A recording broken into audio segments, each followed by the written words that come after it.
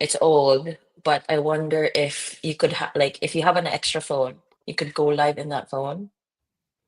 Yeah, I'm sure we could. We'll work it out. Good morning, good morning, good morning. It is Friday, and here we are again to do our AI coffee morning. It's myself, Kyle and Cien. We have some very exciting news. Well, we don't have exciting news. OpenAI has exciting news, and we're here just to talk to you about it over coffee, just like a couple of friends chatting about what's new in AI. So maybe do you want to introduce what we have today, Cien?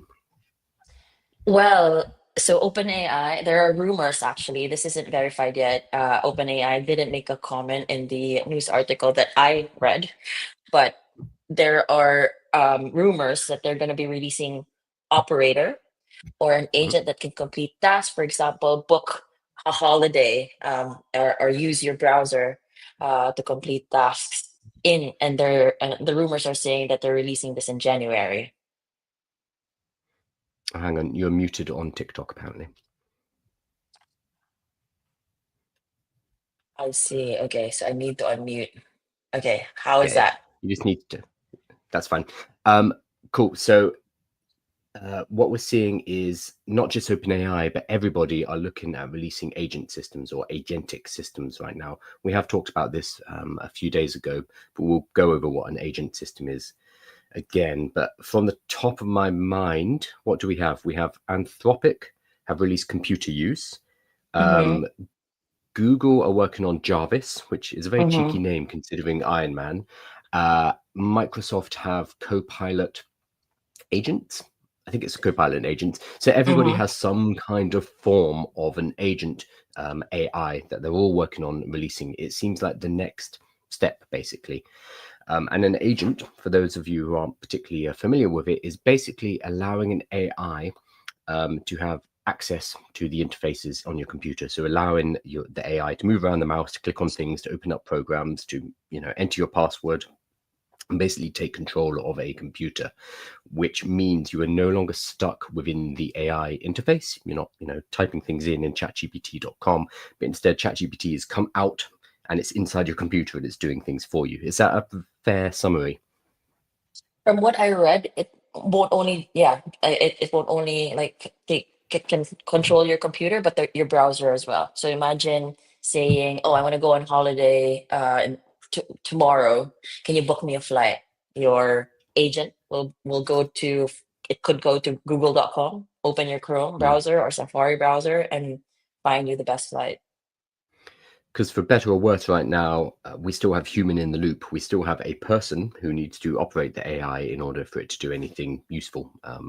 And at base level, that means entering things into an AI and then copying out the answers in order to, implement them elsewhere. But we're going to be removing that person or the requirement for that person, at least initially. Obviously, we'll still be pushing in the requirement, the kind of request, but we're moving further and further away from that and giving the AIs more control of our computers, which is great for efficiency, but obviously there are safety concerns there as well.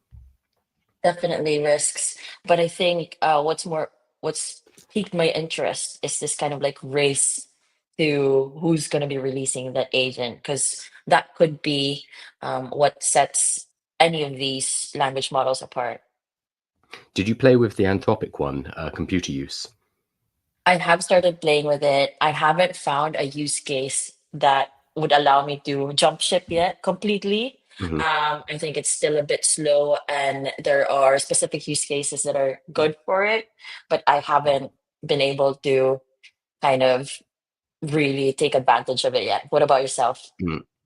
Exactly the same. So Anthropic, the creators of Claude, released computer usage about 2 weeks ago. They were basically the first of the large AI companies to deploy something like this and allow us to let Claude to take over the computer.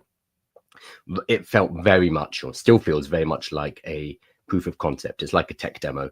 Mm-hmm, So mm-hmm. it's not quite there yet. It's also a ball ache to set up. It's not something that anybody can just go to a website and download an app and, hey presto, suddenly your computer is connected to an AI. It requires a few steps. It's only for the people who are more technically minded. And then even when you do get it all set up, it's limited right now. But I think like a lot of these kind of early AI applications, it shows us the potential.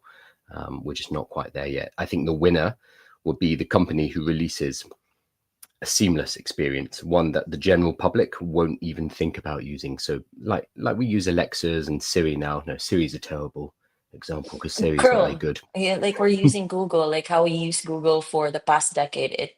It might be similar to that. I think people are trying to beat Google, right? So whoever that, my hypothesis is whoever gets there first might be the one that beats Google. So we saw the other day that you can now play YouTube videos within the ChatGPT interface. So that's I a saw big that you did step. a video on that. Can you Yeah. explain that? Because I haven't done it yet. I saw you did a video on that, and you were it was you were overly excited about it, which I thought was really cute. You're like, oh my god, I didn't know it could do No, this.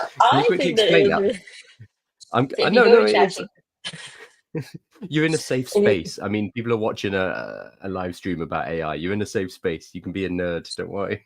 so if you go to ChatGPT and Mm, you ask it to teach you something, for example, how do I learn how to code, or how do I set up Claude so that it can take over my computer, or how do I fine tune?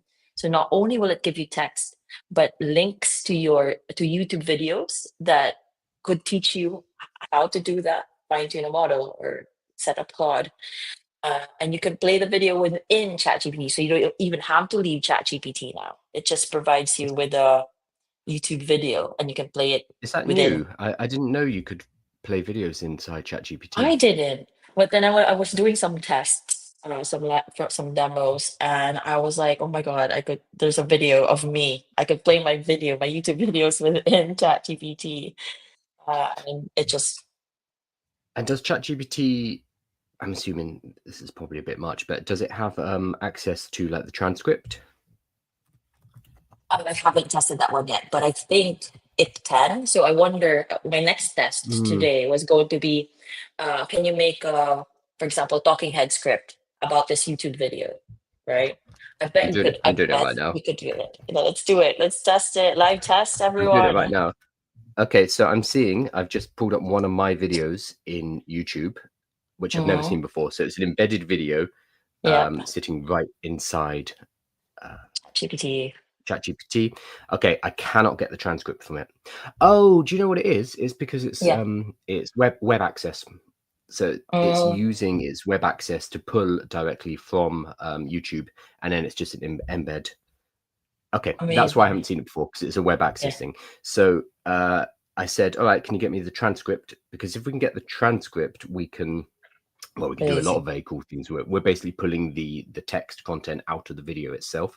But I've asked ChatGPT directly in the graphic interface for the transcript, and it said to access transcripts of these videos, you can use the built-in transcript feature. So it's telling me how to go and get them on YouTube. So it's not Mm, able to see that itself, which is a shame. Because have you used a Notebook LM?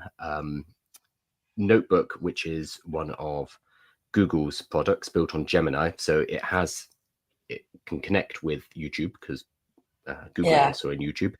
Um, you can directly copy and paste a YouTube link into it, and it can read the video because it has access to the transcript, which is really useful because you can throw maybe like 20 different YouTube videos on a subject you want to learn about, and Notebook is able to condense all of that for you based on those YouTube videos. But it looks like ChatGPT can't because it doesn't have access to those transcripts, and it's not yet actually watching the video for us. All it's doing is embedding, but it's still Yeah. cool. Feature request, please. Well, I mean, it's going to be tricky because that's an advantage Google have with Gemini. They have access to YouTube, YouTube. whereas, Yeah. I mean, famously, OpenAI got in trouble. Remember the Mira Murati meme? Mira Murati, who used to be the CTO of OpenAI, the company make ChatGPT, she was asked, "Are you training Sora, their video AI? Are you training Sora on YouTube YouTube. and kind of publicly sourced available video?" And she didn't say anything. She didn't say yes. She didn't say no. She just pulled that face. And I know you know the meme, the kind of like the. She knew she was in trouble. So, I mean, Google having access to YouTube and all of that video training data, because it's theirs, they are Google, is going to be really important moving forward. and because OpenAI don't have, well, they do have access by scraping it, but they don't have legal access to that kind of content. Arguably, if it is a public source, if it's you could technically argue that you can't. Well, yeah, it depends who you're asking. I saw a comment the other day which I thought was very good. OpenAI, again, the creators of ChatGPT, have basically become a legal company as well. So when you're at the forefront of training these kind of models, it's not just the technology of being able to, condense all this information, being able to use it to train your models. It's also the legal ramifications of that. So because they're at the spearhead, they're at the forefront of artificial intelligence, they're the one who has to cut deals with the New York Times, the Washington Post, Exactly. YouTube, that all of these data sources, they're going to be the one who's in the firing line for using this information. So their legal department needs to be on point. So all of that money that they're generating, a lot of it, I haven't checked the numbers, but I'm sure a lot of it is flowing into legal department and licensing deals because they need that information to train their model.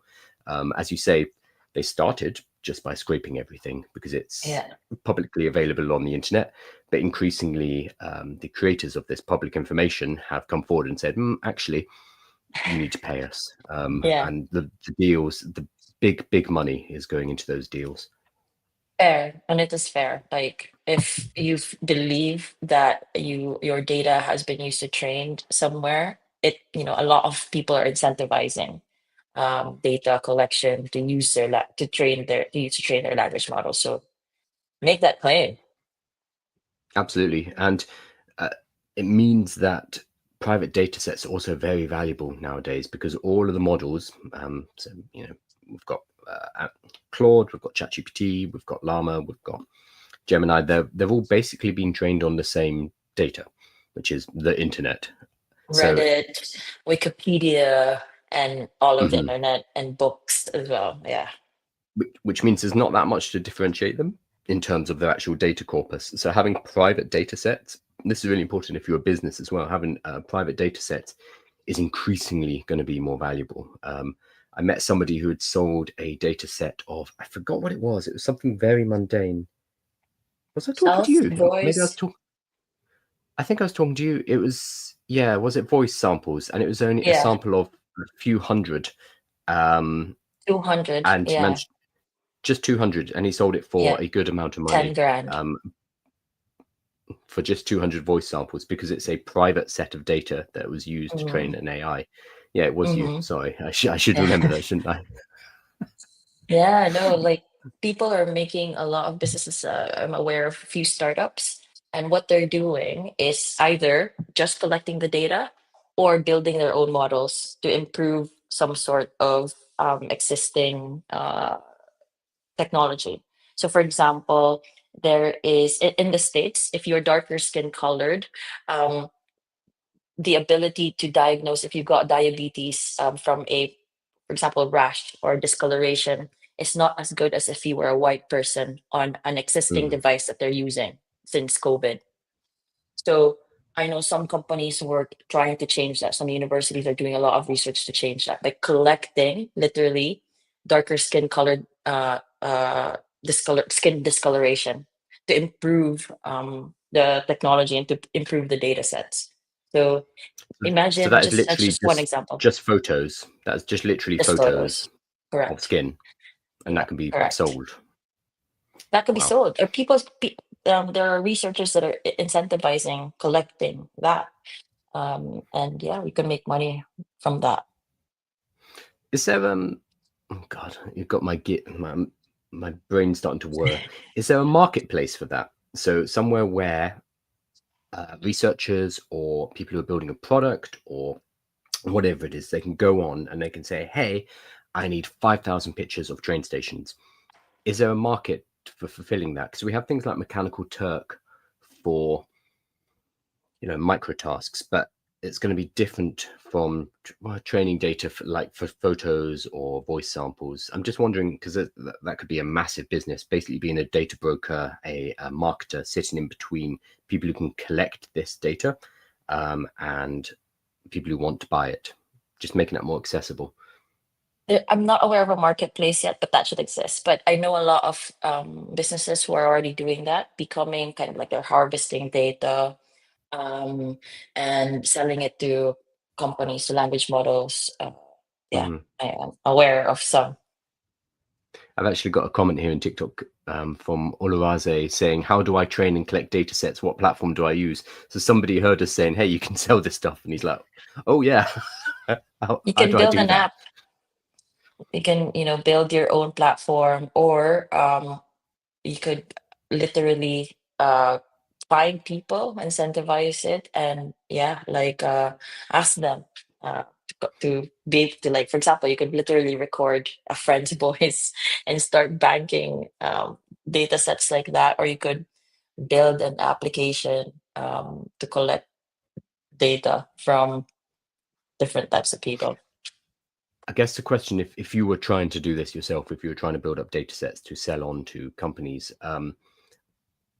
I would suggest probably finding what the companies are looking for first and foremost, because we could collect any data.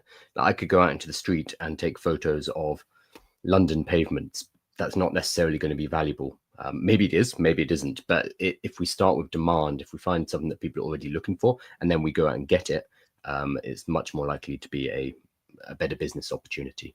Oh yeah, Exactly, Sarah has Facebook. said Facebook's already doing that. Yes, so a lot of the social media platforms, this is their play now. In the same way that Google and the internet as a whole has become the training data set for artificial intelligence, arguably, we're moving on to the next stage of technology.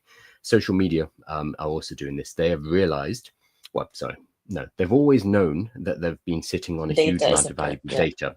This is what the social media and networks were created for. They're data repositories collecting information about users that they can sell to advertisers. However, they've just realized, we can also use this to train artificial intelligences. So Seraph on TikTok is saying this is what Facebook are doing. They're doing this yeah. with photos. We found out, I think last week, that X, Twitter, are also going to be training on photos as well. They just kind of slipped it into their terms and conditions. They're really good. Grok is really good. The Grok's image generating model is very good. I would say like it's one of the best. Got From That's it's Flux. It's based on Flux. That's why, Yeah, yeah, it's really good. which is a We've great got module. we've got Flux actually on Launch Lemonade. But I was gonna say as Mm, well, you could look for demand or you could look for gaps. So for example, we know that these language models are biased specifically against women. So there's a lot of there was this was 2 years ago, so I hope that's improved. But there is this kind of like tool that they built in within healthcare, where from just an X-ray, a lung X-ray, it could diagnose that person having lung cancer or not. It's really good. The accuracy level for male X-rays from male patients is really good, like mm. 98% or something like that. But with female X-rays, it isn't good at knowing whether that female patient has lung cancer or not. So this is amazing, right? Just X-ray could diagnose it well if that patient has cancer or not. But now that we know, for example, that there's a gap from having female data, specifically female lung x-rays, that could be a gap that you could fill. Cool. So you think I should get an X-ray machine and go and grab some women in the street and X-ray them? That's what you're saying, Yeah, Shen. you could invest in that. That could be your MVP. Like, I'm gonna buy an x-ray machine, get Just wheel it everyone. around the streets of London, putting Exactly. women in it and X-ray. Here, I'll pay you Mm. 20 bucks. I'll pay 20 pounds. I just I'm fighting medical inequality. Just get in the X-ray, it'll be fine. Don't worry exactly. about the You can radiation. Yeah, I mean, medical. I was chatting to somebody the other day that I literally bumped into in a cafe. We ended up chatting, and she found out I worked in AI, and she runs a medtech startup that's doing really well. They've just received funding, but basically they have an app which can you put the camera to your eye, and it can scan your eye basically and look for certain problems with your eye. Whereas previously that was all you had to go and see an optician, which is fine if you live in a developed country. But if you're in a country that doesn't have access to, the a doctor who can, an ophthalmologist, that's what I'm looking for, an ophthalmologist who can scan your eye, having an application that can do a scan is really, really valuable. And she was saying that that's what they train on. They just have thousands, if not millions, of photos of eyeballs. And I'm sure they'd probably pay for them as well if you had a way to go and take photos of people's eyes, or to get people to come to you and you take photo, photo, photo, photo. That Absolutely. kind of data is going to be really valuable moving forward. Absolutely. I don't know if you remember this, but when Google announced their Gemini and showed AI Hmm. capabilities, this one of the use cases that they presented, this was in the summer, I believe, or early or spring, was this like ability to know if you've got a heart disease or something, some sort of disease at the back of just an eye scan. So they Mm. already have loads of data on the kind of like eye, eye data. But yeah, that was one of the first use cases that Google presented. It's good. I mean, these are positive uses of AI that people kind of forget about. The healthcare applications of this are absolutely massive because it's pattern recognition and being able to find patterns, which in healthcare is mega, mega important. So I'm glad a 100%. lot of this stuff is happening. It tends not to be publicized as much, I think, because the health breakthroughs are a little bit complex, And doing and people are tests. only looking for, yeah, people are looking for the big headlines like, oh, it cures cancer. It's like, no, it's the smaller incremental things that are improving people's lives every single day. That's really important, and we do need to pay attention to it. Really. So, for example, it was last year, even early last year, maybe around April, they rolled out a test in Leeds of using this device. So, at the back of a single vial of blood, Mm. uh, it could accurately diagnose cancer for certain demographics. And so, the challenge for them was collecting blood samples from different data sets or demographics because it was heavily skewed to white male blood. Uh, Uh, so all medicine is, things like when you have a heart attack, you get pain in, I'm going to get this wrong, but yeah, your left arm, I think, and in don't your know. left chest. That is, well, that's very much how heart attacks present in men. It presents differently in women. They don't necessarily have the shooting pains in the arm, but we've all been taught about the signs of heart attack in men, rather than in females. So 50% of the planet have been given the wrong information. So I think medical inequality is rife everywhere. But if we don't get the right data sets to train our artificial intelligences, because the AIs are going to be progressing what we're doing in medicine, if it's still all based on male only information, that's just going to increase that gap. And I think we're seeing this everywhere with artificial intelligence. If we don't make sure that the training material is equal, if we don't make sure that the access to artificial intelligence is equal, then we are going to see certain groups using it more and benefiting from it more. And that's a bit like 20 years ago, giving the internet only to certain groups and letting them run with it. It's a disaster.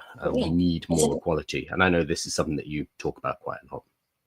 Yeah, I'm very passionate about it because you could, for example, I could go to the hospital or I could give my blood sample and they wouldn't detect any anomaly because they don't have enough information about me, right? So they're gonna pass me for or either follow-up checks or be able to if I was sick. Knock on wood, I'm not. But if I was sick, like they would totally disregard me and yeah, I just fall out of the system. And we don't need that. I don't need that. Like I want to I want my diagnosis to be as accurate as possible.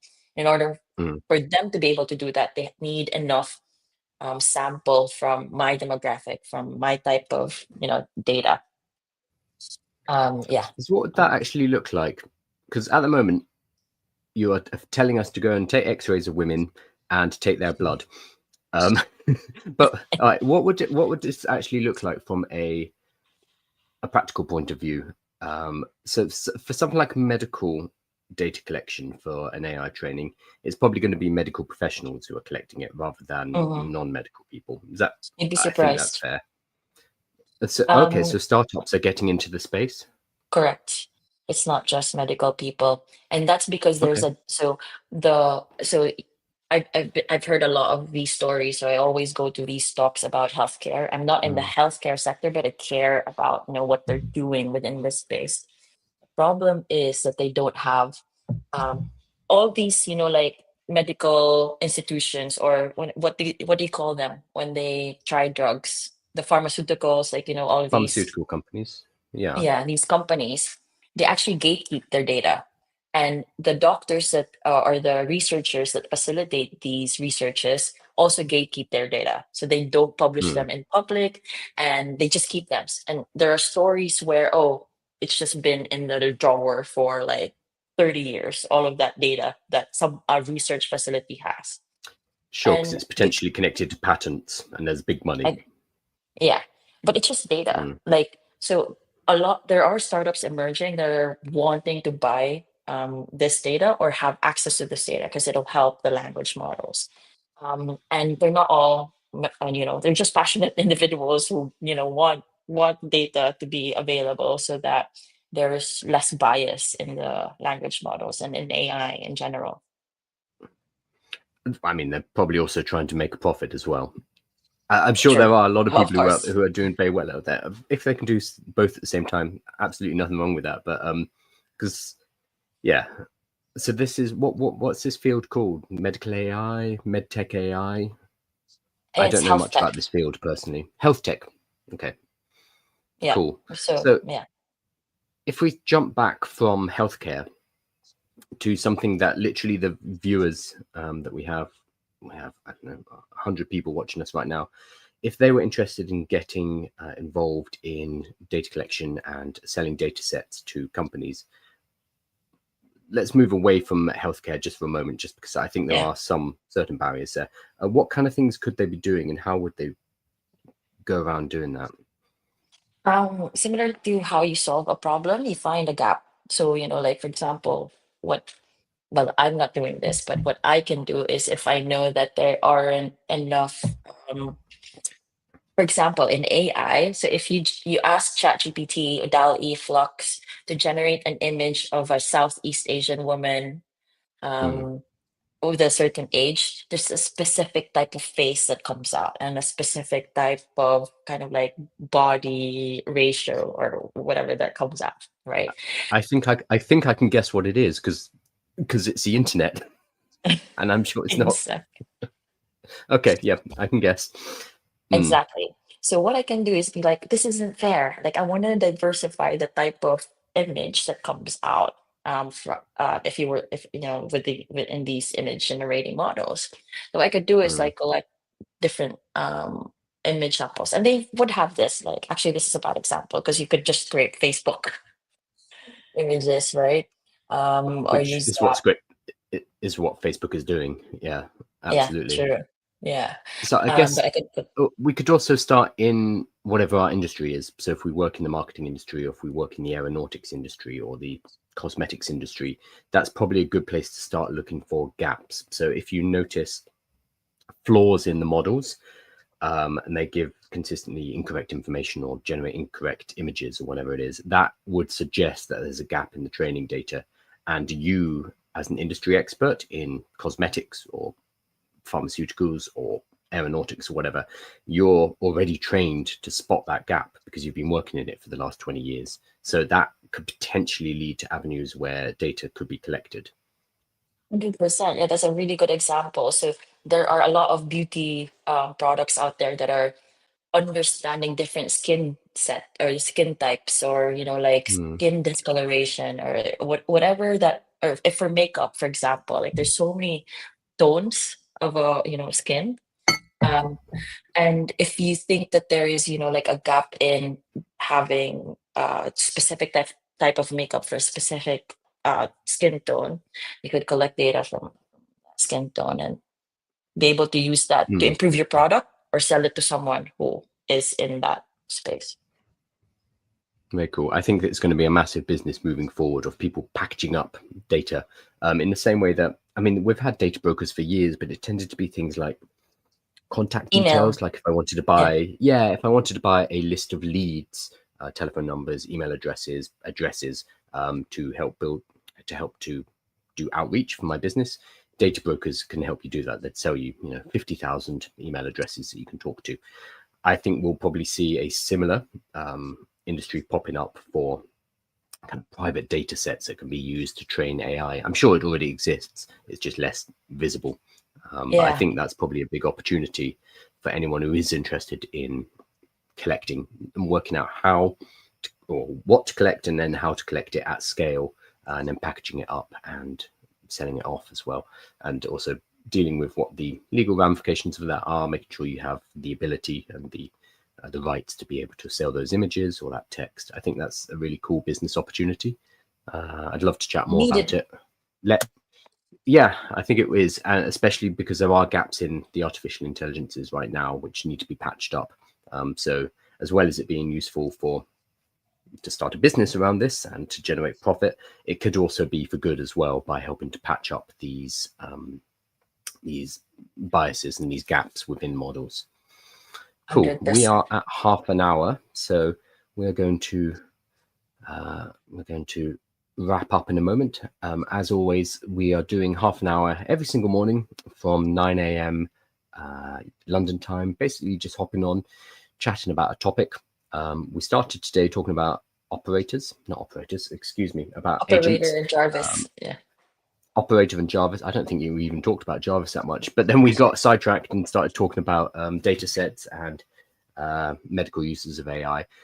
Basically, the show is always going to be like this, at least for now. It's going to be relatively casual, just talking about things that we find interesting, as if we're meeting over coffee or a beer. A bit early for a beer, so coffee for now.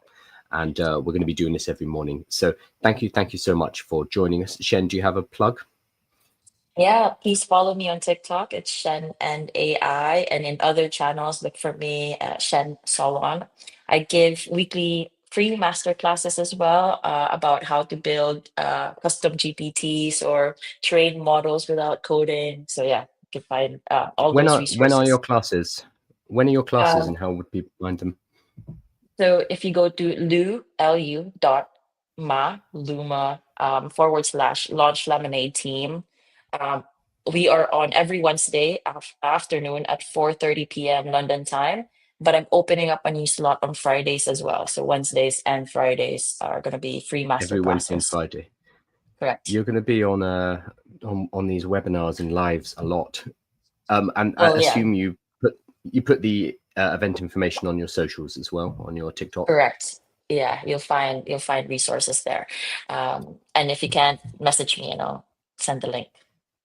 Awesome. So that's Wednesdays and Fridays. You're going to be very busy live That's the sessions. plan. So I also give webinars. So my webinars are on Thursday evening. I just did one last night. So my webinars are 6 p.m. London time. There are also recordings available afterwards if you're in the wrong time zone. But I talk about the opportunity right now to go and deliver AI workshops to businesses. Right now, businesses are basically biting hands off any AI educators who can show them this is what AI is. This is what you use it for. This is the task you should be using AI for. These are the tasks you should not be using AI for. Basic level training, that's what businesses need right now, because the level of AI knowledge and understanding out there is still very low. So I'm talking about how I personally charge between $1,000 and $4,000 an hour by going and giving this kind of education. And I also teach other people how to give these workshops so they can go and do it themselves. So I'm doing those webinars every single Thursday. I also have an application open for my next cohort where I'm teaching this stuff. That if you follow the link in my bio, there's both a link to the next webinar, which will be next Thursday, and a direct link to learn more about the cohort as well, which is starting in January. So that's my plugs. And yeah, thank you so much. We will be back on Monday, I believe. Are you around on Monday? I don't know where I'll be you are around in the Monday world right now. now. I'm back. You back? I'm Are you back. back in London? Yeah. Okay, I know I'm back cool. tomorrow. I wouldn't. I'd stay in a nice warm country if I were you. It's horrible here. Awesome. Yeah, I will miss the warmth. So we'll see everyone on Monday morning, bright and early. I'm sure there'll be some big news in AI, because there always is. It never ever stops. And yeah, looking forward to that, and have a lovely weekend. Thank you, everybody. Bye. And now I need to press the end stream.